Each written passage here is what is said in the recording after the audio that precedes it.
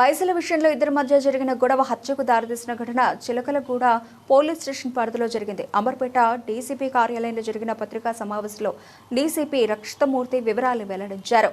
మహమ్మద్ అలీ అతనికి స్నేహితుడు జహాంగీర్తో డబ్బుల విషయంలో వివాదం ఏర్పడిందని, అనంతరం అలీ, జహాంగీర్ స్నేహితుడు సయ్యద్ ఇలియాస్ ముగ్గురు కలిసి ఓ వైన్స్ షాప్లో మద్యం సేవించారని, బయటకు వచ్చిన తర్వాత మరోసారి గొడవ జరగడంతో జహాంగీర్, ఇలియాస్ కలిసి మహమ్మద్ అలీపై కత్తితో దాడి చేసి హత్య చేశారని తెలిపారు. సమాచారం అందుకున్న పోలీసులు దర్యాప్తు చేపట్టి నిందితులను వారి ఇంటి వద్ద అరెస్టు చేశారు. నిందితుల వద్ద నుంచి ఒక కత్తి, ఒక ద్విచక్ర వాహనాన్ని స్వాధీనం చేసుకుని రిమాండ్కు తరలించారని వివరించారు.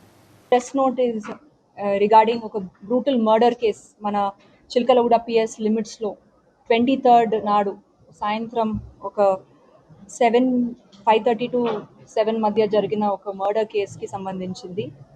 ఇది బ్రీఫ్ ఫ్యాక్ట్స్ ఏమిటంటే 23rd నాడు మనకి 7 PM ఒక పిటిషన్ ఇచ్చారు ఫ్రమ్ కంప్లైనెంట్ మొహమ్మద్ అమాన్.